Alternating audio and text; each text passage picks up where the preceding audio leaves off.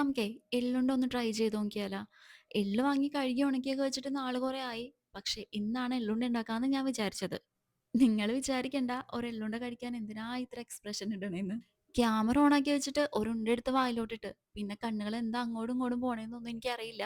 എന്നാലും എടുത്തതല്ലേന്ന് വെച്ച് ഇട്ടതാണ്. ഈ എള്ളുണ്ട ഉണ്ടാക്കാന്ന് ഇന്ന് തന്നെ വിചാരിച്ചതിന്റെ പുറകില് വേറൊരു കാര്യം കൂടിയുണ്ട്. Periods pain.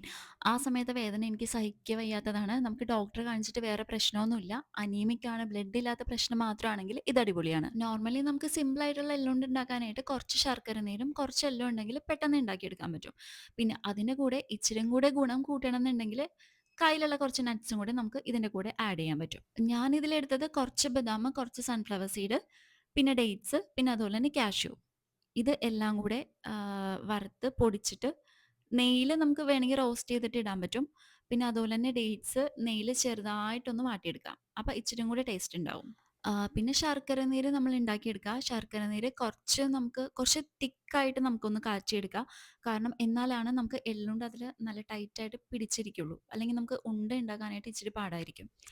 പിന്നെ ഒരു കാര്യം, നമ്മളിത് വീട്ടിലുണ്ടാക്കിയെടുക്കണ ഉണ്ടയായതുകൊണ്ട് ഒരിച്ചിരി ദിവസം മാത്രമേ അത് ഇരിക്കുള്ളൂ. പിന്നെ കുറച്ച് കുറച്ച് എടുത്തിട്ട് തീരുടെ അനുസരിച്ചിട്ട് നമുക്ക് ഉണ്ടാക്കിയെടുത്താൽ മതി. പിന്നെ ഈ എള്ളുണ്ട ഉണ്ടാക്കാൻ കുറച്ച് ടൈം ഒന്ന് സ്പെൻഡ് ചെയ്താലും കിട്ടണ ഗുണങ്ങളൊന്നും ചെറുതല്ലാന്നേ. Calcium, iron, omega 3. പിന്നെ അതുവഴി നമ്മുടെ എല്ലുകൾക്ക് ബലം കൂടും. പിന്നെ സ്കിന്ന്, ഹെയർ സൂപ്പറാവും. അപ്പൊ പിന്നെ കുറച്ച് എള്ളുകൊണ്ട് ഉണ്ടാക്കി കഴിച്ചാൽ എന്താ കുഴപ്പം? പോയി പെട്ടെന്ന് ട്രൈ ചെയ്തോ. പിന്നെ എൻ്റെ തീറ്റ കഴിഞ്ഞില്ലേന്നല്ലേ. ആദ്യം എടുത്ത വീഡിയോയുടെ ബാക്കിയും കൂടി ഉണ്ടായിരുന്നു. അത് ഇതിൽ കയറ്റി അഡ്ജസ്റ്റ് ചെയ്തെന്നേ ഉള്ളൂ. കിടക്കട്ടെ.